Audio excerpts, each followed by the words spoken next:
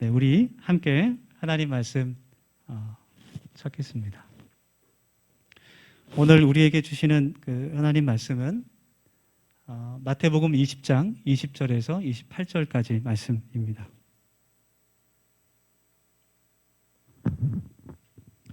한 절씩 교독하고 마지막 절은 같이 한 번에 한 목소리로 봉독하겠습니다.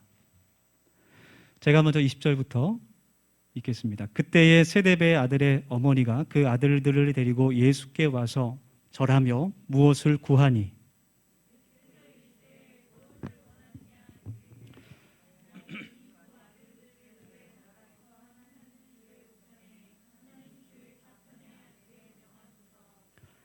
예수께서 대답하여 이르시되 너희는 너희가 구하는 것을 알지 못하는도다.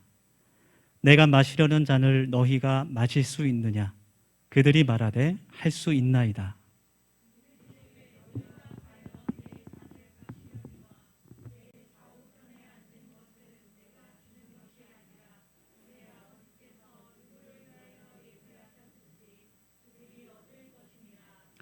열 제자가 듣고 그 두 형제에게 대하여 분히 여기거늘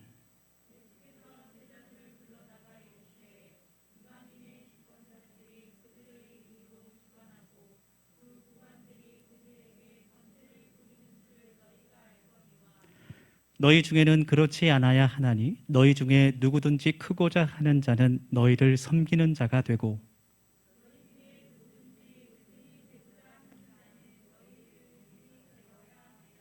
같이 하겠습니다. 인자가 온 것은 섬김을 받으려 함이 아니라 도리어 섬기려 하고 자기 목숨을 많은 사람의 대속물로 주려 함이니라. 아멘. 네, 우리 먼저 서로 옆에 뒤에 분들 앉으신 분들과 함께 좀 이렇게 인사하며 교제했으면 좋겠습니다. 우리 부끄럽지만 좀 바라보시면서 이렇게 인사해 볼까요? 보고 싶었습니다. 네. 보고 싶었다는 인사가 조금 부끄러울 수 있지만 우리가 이렇게 교제하면서 인사할 때 어떻게 생각하면 하나님을 대신해서 하나님의 대사로 인사하는 거예요. 그래서 아마 우리를 가장 보고 싶으신 분은 하나님이실 겁니다. 우리 그런 마음으로 같이 인사했습니다. 이렇게 하나님 앞에 나와서 함께 예배하며 성경 말씀을 나눌 수 있는 것, 그것이 하나님의 은혜요, 우리의 감사가 되는 줄 믿습니다. 우리나라 학부모들은 아마 전 세계에서 교육열로 하면 아마 상위권에 들 것 같아요. 네. 아마 1, 2위를 다투지 않을까 그렇게 생각될 정도로 대한민국 학부모들의 교육열이 상당히 높습니다. 모든 부모들이 그런 생각을 하죠. 나는 이렇게 정말 좀 어려운 인생을 살았지만 내 자녀들만큼은 나보다 더 나은 인생을 살길 원하고 나보다 더 많은 것을 배우길 원하고 나보다 더 많은 것을 가지길 원하고 더 행복한 삶을 살길 바라는 것, 어쩌면 당연한 부모님의 마음일 것 같아요. 그래서 어떤 부모들은 너무나 그런 교육열이 뜨거워서 그 자녀들이 좀 불쌍하다라는 그런 생각이 들 때도 있습니다. 전에 한번 TV에서 그 강남 대치동의 그 학원가를 취재하는 그 다큐멘터리를 본 적이 있어요. 그 학원에 다니는 아이들의 이제 하루의 일과를 쫓아가면서 다큐멘터리를 만들었는데 아침 일찍부터 학원에 갑니다. 여러분, 학교보다 학원에 먼저 등교를 해요. 그래서 학원에서 1교시나 2교시 정도 수업을 하고 그 다음에 학원차를 타고 이제 학교에 가게 됩니다. 학교에서 오후까지 공부를 열심히 하고 또 다시 학원으로 돌아와서 오후 시간 또 밤 늦게까지 학원에서 공부를 또 하고 집으로 돌아가는 그런 다람쥐 쳇바퀴 도는 그런 생활을 보면서 참 안타깝다라는 생각이 들기도 했어요. 이뿐만이 아니라 그 조기 교육 열풍이 또 불어서 영아 아이들, 그러니까 1세부터 한 2, 3세까지 아이들도 고액 과외를 받는다 그래요. 여러분 좀 궁금하죠? 어떤 과목을 공부할까? 그 어린 아이들이 아장아장 걷는 그 아이들이 도대체 어떤 학원을 다닐까? 어떤 고액 과외를 받을까? 좀 궁금하죠? 네, 걷기 학원을 다닌다 그래요. 걷기 학원. 1세부터 이제 3세까지 이제 뭐 만으로 따지면 1세 미만의 아이들이 걷기를 배운다고 합니다. 여러분, 걷는다는 것은 자연스럽게 시간이 지나면 뭐 여자아이들이 조금 일찍 걷긴 하지만 대부분 돌 지나면 이제 대부분 혼자서 걸을 수 있게 되는 것 같아요. 그런데 다른 아이들보다 내 아이가 더 빨리 걸어야 된다는 거예요. 그래서 최소한 10개월 전에 혼자 힘으로 걸을 수 있는 것이 그 학원의 목표예요. 걷는 것부터 남보다 앞서 나가면 인생의 모든 것을 한 발짝 더 앞서 나갈 수 있다. 그렇게 광고를 합니다. 혹시 예배 끝나고 막 그 광고 찾아보시는 분 계실지 모르겠어요. 찾지 마세요. 그 학원의 그 반 이름들을 보면 이런 이름이 나와요. 일주일에 영아들에게 한 1, 2회 정도 45분 수업을 하는데 그 프로그램 이름들이 이렇습니다. 살금살금 반, 부스럭부스럭 반, 아장아장 반, 폴짝폴짝 반, 반 이름들이 그래요. 그 이름만 봐도 어떤 수준인지, 그 반의 수준이 어떤 수준인지 쉽게 알 수가, 짐작할 수 있습니다. 여러분, 빨리만 걷는다고 남을 앞설 수 있게 되는 것일까? 그렇지는 않은 것 같아요. 그런데도 이 영아들을 위해서 학원에서는 걷기 훈련을 시키고 또 그 이외에도 체육 수업도 하고 요가 수업도 하고 심지어는 철학 수업을 한다 그래요. 체육이나 요가는 이해가 좀 될 수 있죠. 그 신체 성장 발달에 도움이 될 수 있으니까. 근데 0세부터 3세 아이들을 앉혀놓고 철학 수업을 한다는 거예요. 또 왜 그런가 했더니 부모님들의 요구에 의해서 어렸을 때부터 사고력과 논리력을 키워야 대입 논술을 준비할 수 있다. 이런 생각 때문에 사실 철학 수업이라고 하면 어른들도 굉장히 머리가 아프고 어렵습니다. 그런데 그 어린아이들을 데리고 철학 수업을 한다라는 거예요. 그러니까 태어날 때부터 선행학습을 해야 남들보다 앞설 수 있고 경쟁에서 이길 수 있다라는 그런 생각을 가지고 있는 겁니다. 이런 그 교육 때문에 어긋나버린 부모의 교육열 때문에 또 지나친 학습의 중압감 때문에 통계적으로 과거보다 요즘의 아이들이 정신분열, 약한 정신분열이나 스트레스나 자폐 증상을 보이는 아이들이 훨씬 더 많아졌다 그래요. 안타까운 현실입니다.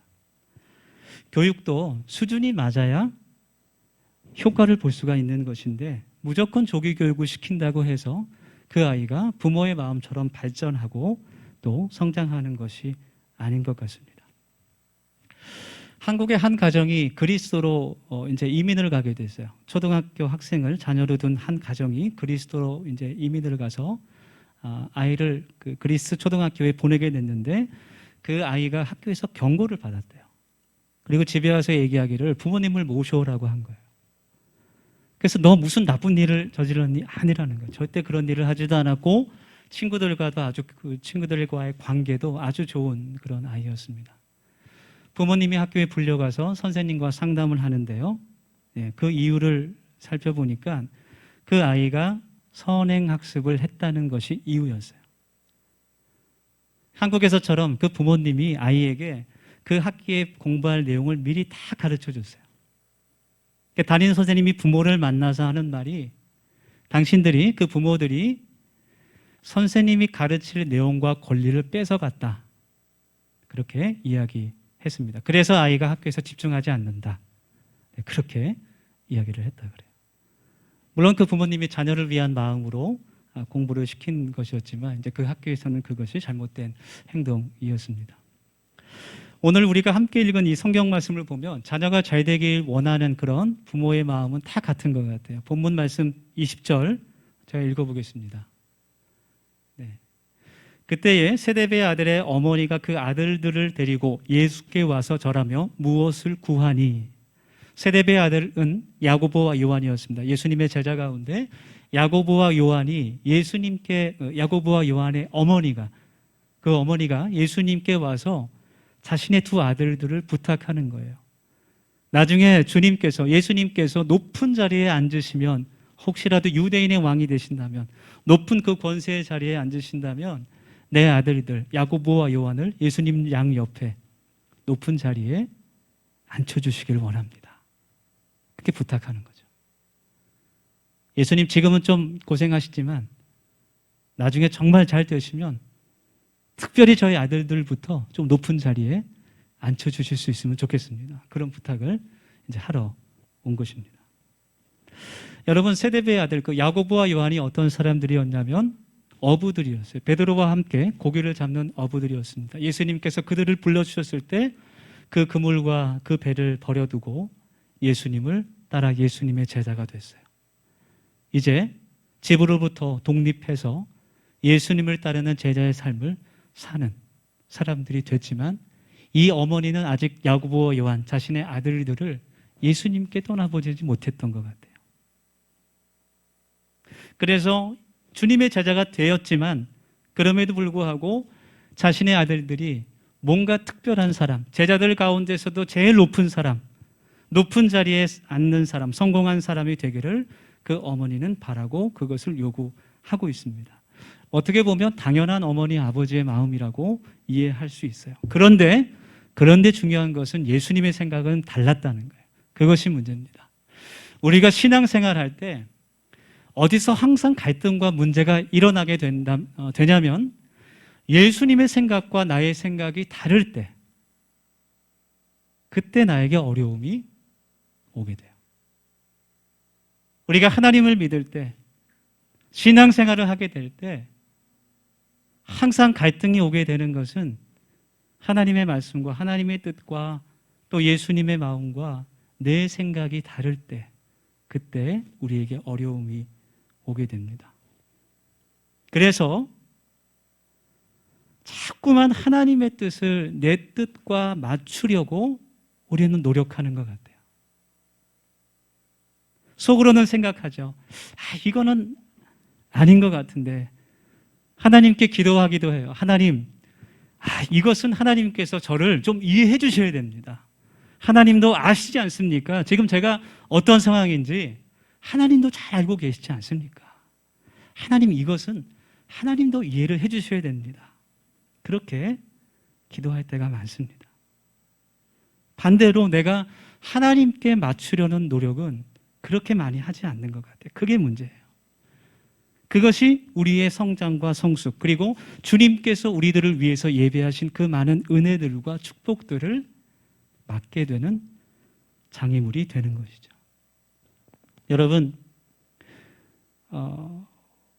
교회라는 것은 하나님을 믿는다는 것, 그리스도인으로 산다는 것, 내가 교회로 살아간다는 것, 저희 2022년 주제가 내가 교회입니다. 그런 말씀인데 교회로 산다는 것은 단지 교회에 출석하는 사람이 아닙니다. 단지 교회에 헌금을 내는 사람이 아니에요. 단지 교회 일에 참여하고 봉사하고 섬기는 사람이 아니라는 거예요. 물론 그것도 중요하지만 그것 자체가 그리스도인은 아니라는 거예요. 하나님을 믿는다는 것은 하나님의 말씀을 진리로 내가 믿고 그리고 그 말씀을 따르며 그것을 순종하는 것을 의미하는 겁니다. 그래서 제가 여러분들하고 말씀을 나누면서 또 여러 가지 권면을 하면서 또 참여를 얘기하면서 여러분들하고 대화를 할 때 여러분들이 잘 아셔야 될 게 있어요. 제가 여러분들한테 구걸을 하는 게 아니에요. 제발 이거 같이 합시다, 여러분. 여러분, 봉사해야 됩니다. 기도해야 됩니다. 하나님은 여러분들한테 구걸을 하는 분이 아니에요.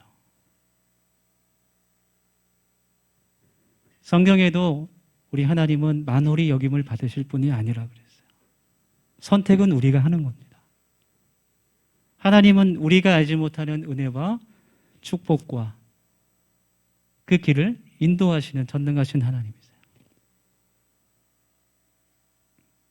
하나님의 말씀과 하나님의 뜻이 우리의 삶의 기준이 될 때 그때야 비로소 우리들의 삶이 변화되기 시작합니다. 예수님은 야고보와 요한의 어머니에게 또한 우리들에게 이렇게 말씀하세요. 26절, 27절의 말씀인데요. 너희 중에 누구든지 크고자 하는 자는 너희를 섬기는 자가 되고 너희 중에 누구든지 으뜸이 되고자 하는 자는 너희의 종이 되어야 하리라. 그렇게 말씀하고 있어요. 예수님은 모든 사람들이 정말 최고의 자리에 앉기를 원하고 모든 사람들을 내 마음대로 할 수 있는 그런 권력을 갖고 싶어 한다는 것을 이해하셨습니다. 그러나 주님은 나를 따르는 사람은 그렇게 살아서는 안 된다. 인생의 성공과 그 권력이 최고의 가치가 되어서는 안 된다라고 말씀해 주고 계십니다. 그래서 오늘 우리가 이 말씀을 같이 좀 나누면서 이 말씀 속에서 자녀를 어떻게 양육할 것인가에 대해서 우리가 또 지혜를 깨달을 수 있을 것 같아요. 그 말씀을 함께 같이 좀 나누겠습니다. 첫 번째는 부모는 자녀들이 홀로 설 수 있도록 도와줄 수 있는 사람이 되어야 됩니다. 야고보와 요한은 예수님을 만난 후에 모든 것을 버려두고 예수님을 쫓아갔어요. 쉽게 말하면 이제 부모로부터 독립을 하게 된 거예요. 그런데 어머니는, 야고보와 요한의 어머니는 아직 그 아들들을 떠나보내지 못했습니다. 그리고 계속해서 그 아들들의 인생을 자기가 결정하려고 하고 있어요. 물론 부모들은 자녀에게 있어서 최고의 교사요, 최고의 멘토입니다. 오늘도 스승의 날이기도 한데요. 네. 어떤 문제든 함께 상의할 수 있는 최고의 상담자, 최고의 스승이 바로 부모님입니다. 그렇지만 자녀의 인생이 그 부모의 인생이 될 수는 없습니다. 도움은 줄 수 있지만 결정은 그 자녀가 스스로 내릴 수 있도록 도와주어야 합니다. 그런 교육을 통해서 이제 시간이 지나서 내가 이 세상에 없는 날이 오더라도 자녀가 홀로 올바른 결정을 내릴 수 있도록 또 신앙 안에서 살아갈 수 있도록 세워주는 것이 부모의 역할입니다. 전에 그 미국 캘리포니아 연안에 위치한 그 몬트레이 마을에 대한 그 기사를 읽어본 적이 있어요. 그곳이 관광지로 유명한 곳인데 특별히 이제 펠리컨 그 새 아시죠? 그 이 부리 안에 물고기를 저장해 놨다가 먹기도 하고 그 새가 굉장히 많은 곳이어서 사람들이 그 새를 보려고 그곳에 많이 갑니다. 어부들이 이제 잡아올린 물고기를 이제 씻으면서 정리할 때 그 물고기 가운데 이제 정말 손가락보다 작은 그런 물고기들이 있으면 처음에는 그냥 다 다시 바다로 던져버렸는데 어느 순간 펠리컨들이 이제 그 어부들한테 와서 그것을 달라고 이제 하는 거예요. 그래서 관광 수입이기도 하고 그 새들이 이제 귀여워서 그 작은 물고기들을 던져주기 시작했어요. 새들한테는 아주 맛있는 간식거리가 됐습니다. 점점 펠리컨들이 스스로 먹이 구할 생각은 하지 않고 어부들에게만 다가오는 거예요. 그런데 어느 날부터인가 어부들이 던져버리던 그 작은 물고기도 상업적으로 활용하기 시작했어요. 그 작은 물고기도 돈이 되기 시작했습니다. 더 이상 펠리컨들에게 줄 간식이 없어져 버렸습니다. 그런데도 펠리컨들이 먹이 구할 생각은 안 하고 계속 얻어먹을 생각만 하는 거예요. 먹이를 잡는 방법을 잊어버리게 된 거예요. 그래서 하나둘씩 굶어 죽게 됩니다. 펠리컨들이 굶어 죽는 걸 보고 어부들이 이제 걱정하기 시작했어요. 왜냐하면 그 새들이 없으면 사람들이 오지 않기 때문에. 그래서 멀리 남부에 있는 곳에 가서 펠리컨 10여 마리를 잡아왔어요. 데리고 왔어요. 그 새 데리고 온 펠리컨들을 그 몬트리올 지역에 풀어놓으니까 다른 새들이 물고기를 잡는 것을 보고 배우기 시작했습니다. 그리고 다시 이전처럼 펠리컨들이 먹이를 스스로 구할 수 있게 됐습니다. 어부들은 처음에는 펠리컨들을 좋아하는 마음으로 물고기를 던져주었지만 결과적으로는 펠리컨들이 살아갈 수 있는 기술을 빼앗은 그 결과를 가지고 왔어요.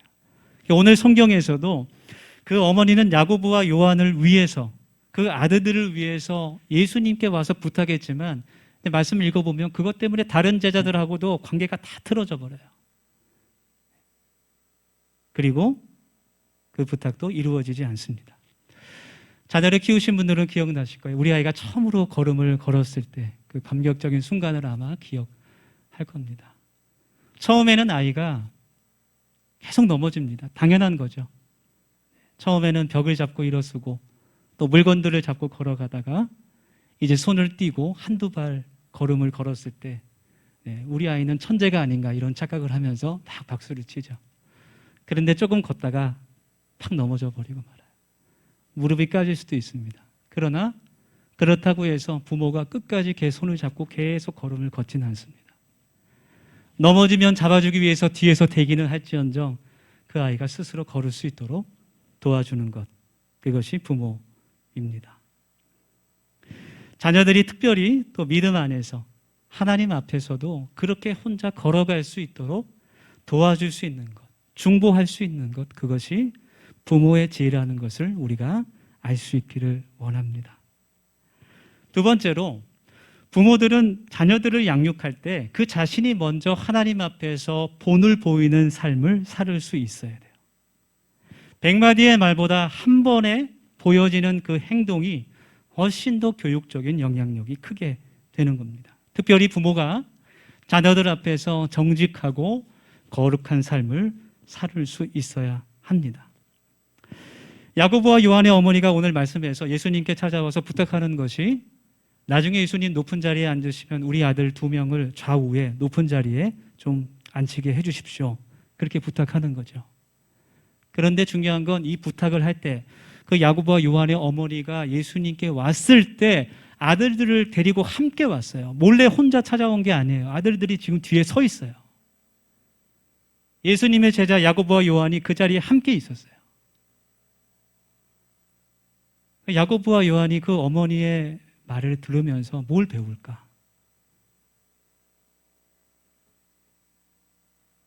아무리 그 어머니가 그동안 그 아들들을 올바르게 가르쳤다고 해도 노래 가사처럼 성실해라, 정직해라, 공부해라 뭐 이렇게 가르쳤다고 해도 그 순간 그 어머니의 행동과 말을 보면서 그 아들들이 무엇을 배웠겠습니까? 아마 야고보와 요한은 이 세상에서 성공하기 위해선 내가 최선을 다해서 노력하고 열심히 사는 것보다는 엄마처럼 이렇게 뒤로 찾아가서 부탁하는 길이 있구나, 그런 교육을 받았을 것 같아요. 실력과 노력으로 성공을 차지하는 것이 아니라 누군가에게 잘 보이는 것이 더 중요하구나, 그런 깨달음을 얻었을 것 같습니다. 여러분, 최고의 교육은 말이 아니라 내가 보여주는 겁니다. 직접 참여하게 하는 겁니다. 자녀들에게 하루에 100번, 1000번씩 서로 사랑해라, 사랑해라, 배려하라 말하는 것보다 그 자녀들 앞에서 엄마 아빠가 진심으로 사랑하고 껴안아주는 모습을 보여주면 그 아이들은 그 사랑을 배우게 되는 거예요.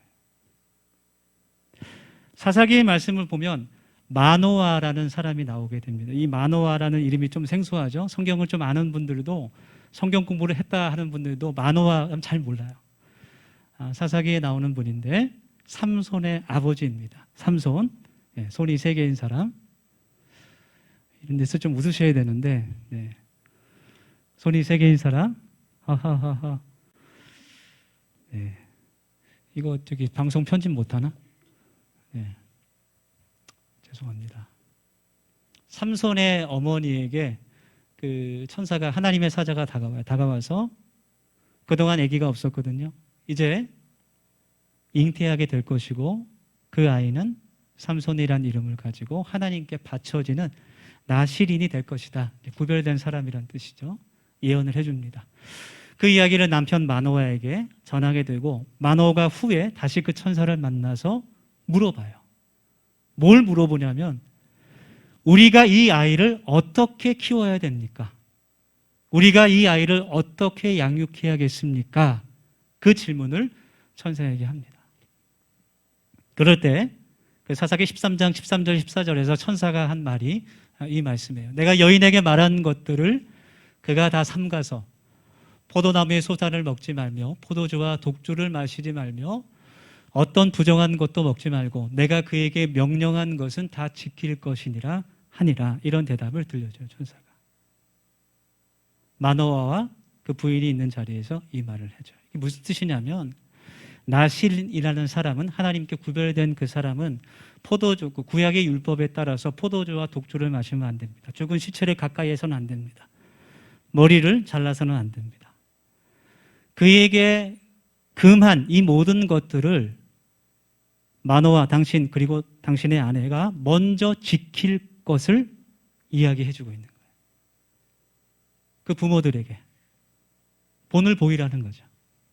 그것을 가르쳐 줍니다. 우리도 마찬가지예요. 부모의 뜨거운 교육열이라든지 또 고액 과외, 또 선행학습 이런 것들이 우리 자녀들의 인생을 성공으로 인도하지 않습니다. 많은 학원을 다니는 것, 그리고 공부량이 우리 자녀들을 건강하고 아름다운 신앙인으로 자라게 할 수 없어요. 그런 것들이 우리 자녀를 성공으로 이끌 수가 없습니다. 부모들이 먼저 그 자녀들 앞에서 본을 보일 수 있어야 된다는 거예요. 최근 뉴스를 보니까 아빠 찬스, 엄마 찬스에 대한 그런 범죄 기사들이 많이 나오죠. 계속 시끄러운데요. 엄마 찬스, 아빠 찬스를 사용해서 좋은 성적을 얻고 좋은 대학에 진학하고 또 좋은 직장에 들어가는 그런 사건들을 보게 됩니다. 고등학생이 절대로 할 수 없는 그런 어려운 박사과정 그런 논문들을 1년에 여러 편 쓰고 다양한 수상 경력도 쌓고 생기부에 기록하기 위해서 또 자격도 한참 미달되는데 좋은 직장들을 들어가는 것을 보면 저 자녀들이 나중에 어떤 사람들이 될까? 저는 쉽게 예상이 돼요. 저 아이들이 커서 나중에 어떤 부모가 될까? 아주 쉽게 예상할 수 있습니다. 사랑하는 우리 더세움 가족 여러분, 특별히 우리 자녀를 키우고 있는 우리 부모님들, 우리가 먼저 하나님 앞에서 어떠한 사람들인지, 어떠한 신앙인인지 바라볼 수 있는, 또 반성할 수 있는 그런 이 시간이 되기를 소망합니다. 그래서 내가 단순한 것 같아요. 진리는 항상 단순합니다. 내가 원하는 자녀의 모습으로 내가 살아가야 되는 거예요. 그것입니다. 끝으로 부모들은 자녀를 양육할 때 예수님의 마음을 닮은 사람으로 양육할 수 있어야 돼요. 순종의 사람으로 양육할 수 있어야 됩니다. 그 어머니가 예수님께서 이제 야고보와 요한을 그 예수님 양옆에 앉혀달라는 그 부탁을 했을 때 예수님께서 그 어머니에게 이런 대답을 해주시죠. 예수께서 대답하여 이르시되 너희는 너희가 구하는 것을 알지 못하는도다. 내가 마시려는 잔을 너희가 마실 수 있느냐? 그들이 말하되 할 수 있나이다. 어머니와 아들들이 할 수 있습니다. 그렇게 얘기한 거예요. 예수님의 잔은 그 예루살렘 왕국 안에 있는 황금잔이 아니었어요. 십자가의 그 마지막 만찬에 있는 포도주였습니다. 그것을 알지 못하는 거예요. 예수님께서는 지금 예루살렘 십자가를 향해서 걸어가고 계시는 거예요. 그 왕자의 자리가 아니라 십자가의 자리로 예수님께서 걸어가고 계시는 것을 그들은 알지 못했던 겁니다. 만약에 그 야고보와 요한의 어머니가 예수님께서 십자가를 향해 걸어가신다는 것을 알았으면 찾아오지도 않았을 거예요. 이런 부탁을 하지도 않았을 거예요. 아마 아들들에게 야 빨리 나와. 괜히 따라갔다가 너까지 잡힌다. 빨리 나와라. 그러지 않았을까. 그런 웃긴 생각도 납니다. 야고보와 요한 또 어머니 그들 또 다른 제자들까지도 예수님의 마음을 알지 못했습니다. 예수님께서 가시는 그 자리가 십자가의 자리요, 섬김과 순종의 자리요, 헌신과 섬김의 자리라는 것을 그들이 깨닫지 못했습니다. 먼저 우리들이 예수님의 마음을 온전히 깨닫고 그 마음을 자녀들에게 가르쳐 줄 수 있는 그런 지혜로운 부모가 될 수 있기를 주님의 이름으로 축원합니다. 오늘 하나님 주신 말씀을 우리들의 마음 가운데 깊이 새기고 기억하면서 이 시간 우리 짧게 한 1, 2분 정도 통성으로 같이 기도했으면 좋겠습니다. 함께 기도할 때 첫 번째로 하나님, 우리가 먼저 좋은 부모와 지혜로운 스승이 될 수 있도록 하나님의 지혜를 우리에게 부어 주시옵소서. 그렇게 기도합시다. 또 기도할 때 하나님께서 우리에게 맡겨주신 그 가장 귀한 선물, 우리의 자녀들을 키우고 양육할 때 하나님 우리들이 먼저 그 앞에서 본이 될 수 있도록 주님 도와주시옵소서. 우리가 먼저 예수님의 마음을 깨닫게 하여 주시고 우리가 먼저 하나님 나라를 마음에 품게 하여 주시옵소서. 우리 같이 우리 더세움 교회를 위해서 또 우리 귀한 자녀들을 위해서 또 우리 청소년들을 위해서 우리가 제시한 통성으로 1, 2분만 기도하기 원합니다. 같이 기도합시다. 하나님, 저희들 같이 시간 기도하며 또 결단하며 주님의 말씀을 마음속에 심으며 나아갑니다. 하나님, 우리가 먼저 주님 앞에서 어떠한 신앙인인가를 주님들이 깨닫게 하여 주시고, 하나님, 우리의 자녀들 앞에서 또 우리의 교회 안에서 우리가 먼저 본을 보일 수 있는 하나님의 사람들로 세워질 수 있도록 아버지 하나님 도와주시옵소서. 아버지께서 주신 그 귀한 선물들, 내 것이 아닌 하나님의 것임을 깨닫게 하여 주시고, 하나님 말씀과 기도로 중보할 수 있게 도와주시고, 그들에게 먼저 하나님의 마음과 뜻을 가르칠 수 있는 우리 지혜로운 부모로 주님 삼아주셔서 하나님 우리 교회를 통해서 하나님 신앙의 전수가 이루어지게 하여 주시고, 믿음의 가정으로 온전히 세워질 수 있는 복된 우리 가정들이 될 수 있도록 하나님께서 축복하여 주시고 인도하여 주시옵소서. 주님의 마음을 깨달을 수 있게 하여 주시고, 하나님께서 내베풀어 주셔서 하나님 신앙의 본을 보일 수 있는 부모들이 먼저 될 수 있도록 하나님 도와주시고, 아버지 하나님 또한 정직하고 거룩한 삶을 살아갈 수 있는 우리 모두가 될 수 있도록 도와주셔서 그 믿음과 신앙이 가정 안에서 온전히 세워질 수 있도록 아버지 하나님 도와주시옵소서. 간절히 원하고 예수님의 이름으로 기도하옵나이다. 하나님, 많은 교회들이 다음 세대를 걱정하며 또 하나님 좌절 가운데 있습니다. 하나님, 우리들이 하나님의 마음을 먼저 깨닫게 하셔서 또 그리스도인으로서 먼저 본을 보일 수 있도록 주님 도와주셔서 우리 더세움교회 모든 가정들이 믿음의 가족, 신앙의 가정으로 세워질 수 있도록 말씀과 하나님의 은혜가 그 자녀들에게 흘러갈 수 있도록 주님 축복하여 주시옵소서. 다음 세대를 살릴 수 있는 우리 더세움교회 되게 하여 주시옵소서. 예수님의 이름으로 감사하며 기도드립니다. 아멘.